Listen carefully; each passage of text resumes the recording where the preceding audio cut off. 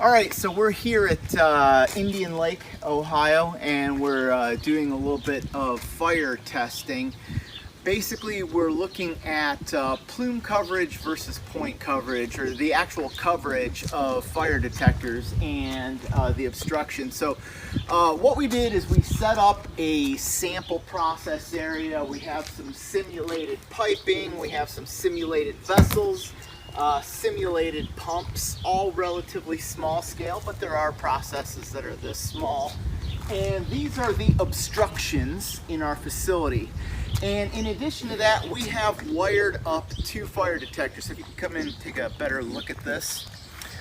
This is a General Monitors FL4000H multi-spectrum IR detector. We have one in this corner. We have one over in the other corner, and you see that we built a little sun shelter over top of it. I'll explain why that happened a little bit later on. So these take 24 volts DC. If you come on over this way, this is our control panel over here.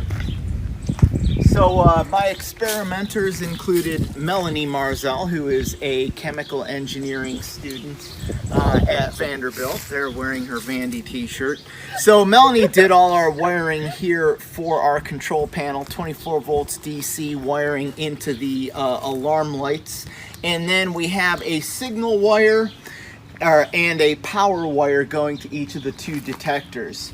So what we did was we actually set a fire in each one of these slots. So if you look at the ground, you'll see that each one of these slots is numbered, so we could know exactly where the fire was when we put the fire back into the fire and gas mapping software.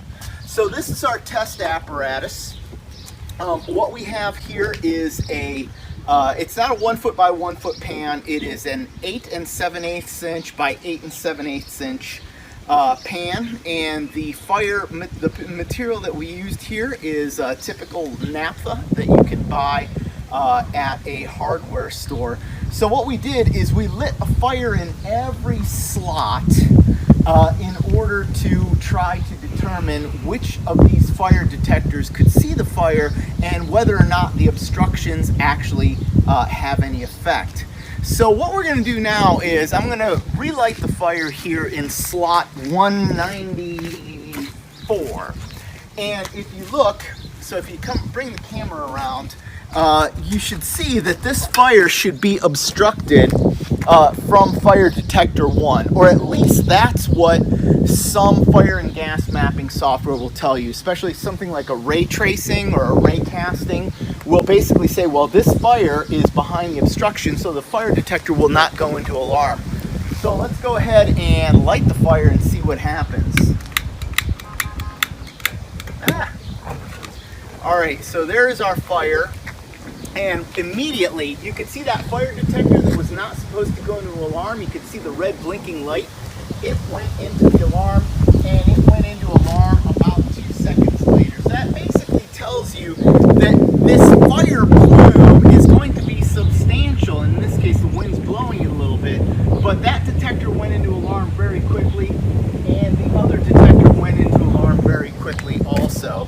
So I'm going to go ahead and drop out that fire, and basically we went through this whole process. Now we're going to be publishing the full paper of this at one of the upcoming conferences, maybe Loss Prevention Symposium or Mary Kay O'Connor. You'll get the full results, but a couple of things came out really immediately.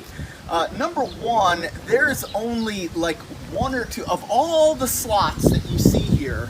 Only 1 or 2 locations didn't have both detectors go into alarm. And those locations, the detector didn't go into alarm because it was obstructed. It didn't go into alarm because it was too far outside the field of vision for the detector to go into alarm. So basically, the ray casting, ray tracing, point modeling software are, not only are they under predicting the capabilities of the fire detectors, they are wildly under predicting the capabilities of the fire detectors. Because based on the analysis that we did, one detector either that one or that one in either side is capable of covering this entire area. So we suspect that fire detectors are being incredibly over-specified based on obstructions, and that's part of why we developed plume modeling, is to try to prevent that over-specification of fire detectors, because they're performing a lot better than the simplistic software would have you believe. So as I said, we're going to have all of the results published in a full paper in an upcoming conference. So keep your eyes out for that. We'll definitely publish it in a post on the Kenexis website.